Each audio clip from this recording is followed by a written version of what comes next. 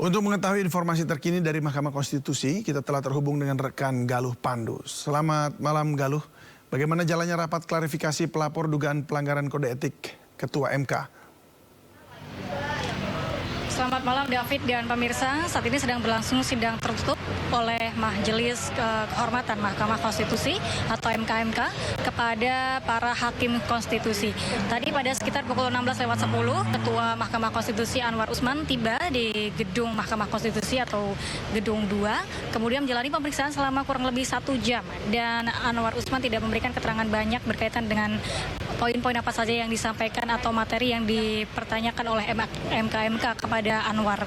Namun Anwar menjelaskan bahwa ada beberapa hal yang perlu ia klarifikasi dan dia menjelaskan secara jelas dan gamblang begitu ya berkaitan dengan mekanisme hingga pada pengabulan putusan perkara 60 yang kemudian dia dinilai atau dituduh melakukan konflik kepentingan dalam tubuh Mahkamah Konstitusi karena dalam perkara tersebut dia sebagai paman dari pihak yang diuntungkan yaitu merupakan keponakannya sendiri Wali Kota Solo Gibran Rakabuming Raka.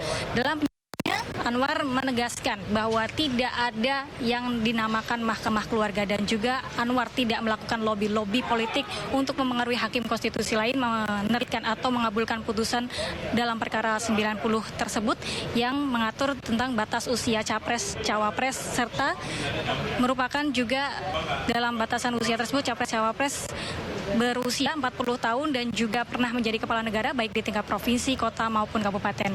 Kemudian Anwar juga menepis dan menyangkal bahwa ia melakukan lobby-lobby politik, juga tidak ada kepentingan politik dalam keputusan tersebut. Dapat kami informasikan pula bahwa setelah Anwar keluar atau selesai diperiksa oleh MK sekitar pukul 17.24 atau 17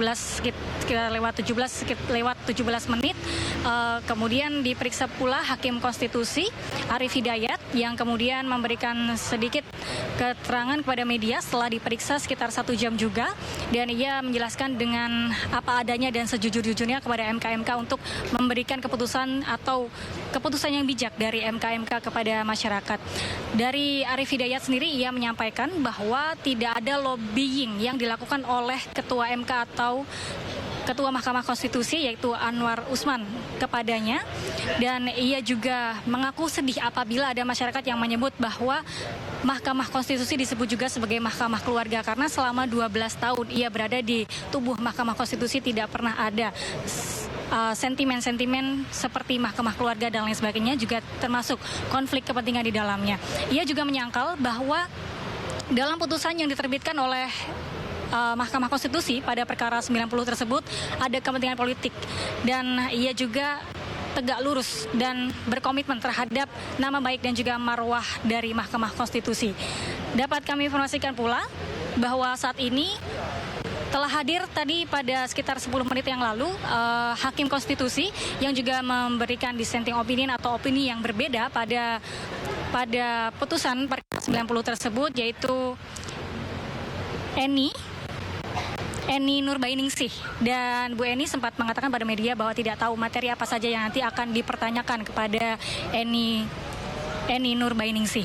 Dapat kami informasikan bahwa dari 9 hakim konstitusi yang memutuskan perkara 90 terhadap hasil perkara yang digugat pada sebelumnya, yaitu berkaitan dengan batas usia capres-cawapres 40 tahun dan juga telah berpengalaman menjadi kepala negara baik di tingkat provinsi, kota ataupun kabupaten, ada pihak-pihak atau hakim konstitusi yang setuju terhadap putusan tersebut, yaitu diantaranya adalah Anwar Usman sebagai Ketua Mahkamah Konstitusi itu sendiri, kemudian Daniel Yusmik, Guntur Hamzah, Manahan Sitompul, dan Eni Nurbainingsih yang sekarang masih dalam proses pemeriksaan oleh Majelis Kehormatan Mahkamah Konstitusi. Sementara ada 4 hakim lainnya yang berbeda pendapat atau dissenting opinion, diantaranya adalah Wahidudin Adams, Saldi Isra, Arief Hidayat, dan Suhartoyo.